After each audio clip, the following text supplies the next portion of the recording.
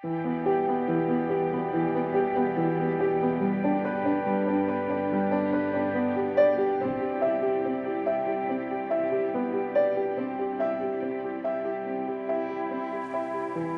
this is Tony and Michael Hi. from the Joseph Communications.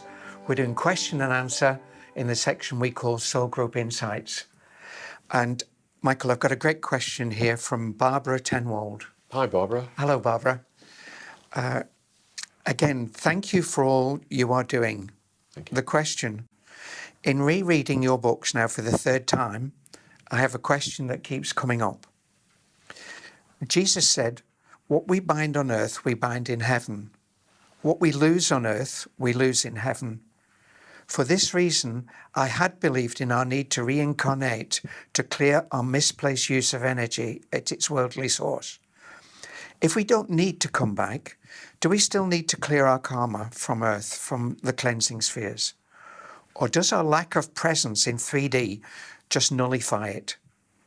If we do need to, is it more challenging to do this from the spirit realms? Well, through Joseph, I'm now deeply aware of how challenging it is to clear 3D from the 3D perspective." And there's a second point. Do you want me to read that? Yes, please. Okay.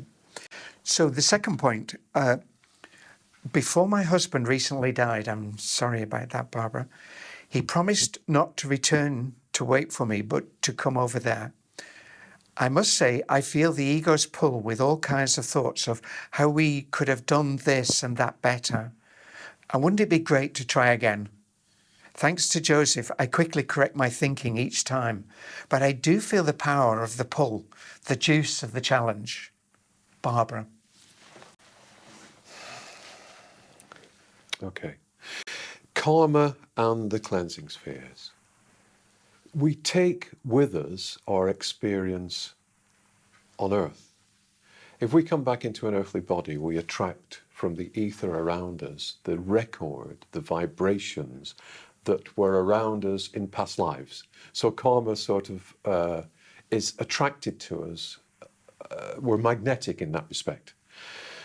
When we get to the other side, when we get to the higher vibrations, we still have to refine our personal vibrations in order to move through the cleansing spheres. We will have arrived at a certain point, at our point of death, in that we will exhibit a certain vibration, a frequency that allows us entry, as it were, into one of the cleansing spheres. But there's further to go. But we are in a marvelous position once we're out of a physical body to move through the cleansing spheres because there are advisors around us. It's not that we have to learn through challenges. We learn through examining the wonders of creation. We learn through understanding how we resonate with certain vibrations. We learn how to elevate our vibrations. And of course, there's the life review for every one of us, where we look at every aspect of our lives on earth. No one is doing that. No one is sitting in judgment on us. We are judging ourselves, as it were. And I don't mean that harshly. We look at our lives and we think, well, I got that right. Didn't do too well on that front. And then we say to those around us, our advisors, what do I do to raise my vibration in that area? How do I tackle this? How do I refine my vibration? How do I refine those lesser vibrations out of my system, as it were? And there's help. There is always help. There's help from the guides in the sphere that we find ourselves in. There's help from higher spheres. There are lectures that we can attend where these things are explained in great detail. We can go into private contemplation to work out for ourselves how we raise our vibrations. It's a wonderful and a very different experience than we have here. And it's enlightenment not through suffering, but through acknowledgement of what is, through understanding more about creation, through understanding more about our angelic inheritance, by understanding more about the divine. And we can take our own time in order to raise our vibration. It's up to us. The time scale is up to us. So yes, we have to divest ourselves of the vibrational frequencies that hold us back But that doesn't mean we have to come back to earth. And in that wonderful quote, what is bound on earth is bound in heaven. What is loosed on earth is loosed in heaven. That refers to what Joseph is talking about, in that we take with us, we're still bound to those things that we haven't yet refined. But then we can refine them in the cleansing spheres and loosen them and get rid of them. What was the second point? Oh, your husband. I'm so sorry to hear of your loss. Our sympathies and our love are with you at this time. Yeah, a temptation to come back and do it all again, and also thinking, well, I got this right and I got this wrong. We all get things right and we all get things wrong. And we all have days when we think, I wish I hadn't said that, or I wish I'd done this and I wish I'd done that. Don't forget that you have a link with your husband, and that on a spiritual level, he knows that you're worried about not having done this or having done that. And he won't be condemning you because of having done those things. And he will be looking at the things that were said and were not said, and the things that he said and didn't say from a completely different perspective. And it is far better that rather than thinking, well, I'd like to come back and do it again, you think, well, this time I'll move on and I'll meet up with my husband on the other side of life, and we'll move on, if we so wish, together into the cleansing spheres and out into infinity. The option, according to Joseph's perspective and from my perspective, is there's never an option. Don't come back. Move on through the cleansing spheres. Move on into bliss. Move on into love. Move on into harmony. Move on into spiritual freedom. There's also something about Groundhog Day, isn't there? Oh, yes. If you do come back, yes, you get caught up in that worldly thing of emotions and it's inevitable. Beliefs. What's happened to you in the past that hasn't been cleared on an earthly level, this field of vibration that you are re-immersing yourself in, inevitably comes back to you. So you might come here with an earnest desire that this time I'm going to get it right. And that's great. That will be within you.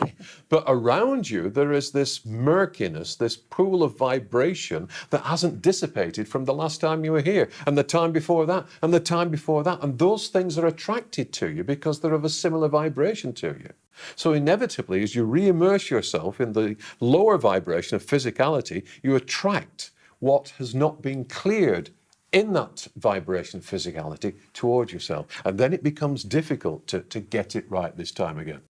And it becomes difficult also because you have the force of the field. Yes. That is attracted to your issue that you're working on. Yes, yes. And magnifies it. Yeah, absolutely. Magnifies absolutely it. Right, Tony. So it's not just, for example, your problems with a relationship in the past. It's every similar vibration to that from other problems with other relationships that feed that remaining vibration that is being attracted to you. Yeah. In other words, you're taking the weight of the world on your shoulders. Yeah. It's not just your problem. It's your problem, as you quite rightly say, Tony, magnified 100, 1,000 times, and you're having to combat that far better to refine those vibrations without suffering, without challenge that hurts you in the cleansing sphere. Yeah, yeah.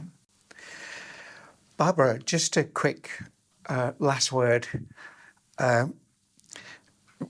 You might or might not know that we're filming this from the north of England, East Bank of Dave territory, and we have language that we use that is different from the rest of England and English language.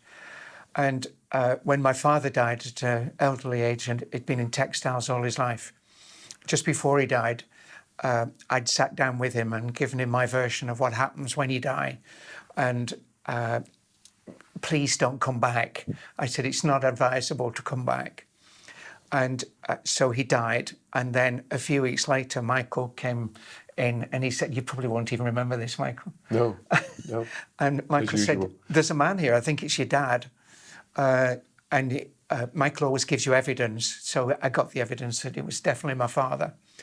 And I said to my father, did you take those words that I gave you just before you die about not coming back? And that's when the Lancashire came out. He said, "Hi, I did." I said, "I gave it some thought at time." And he said, "Funny enough, when I got up here, somebody else told me the same story that you told me." And he said, "So I'm just waiting for your mother, then we'll go. We'll move on." So that's what happens. Nice story. So I hope that's helpful, Barbara, and for everybody else watching as well. Thank you. God bless. Thank you so much, Barbara. God bless.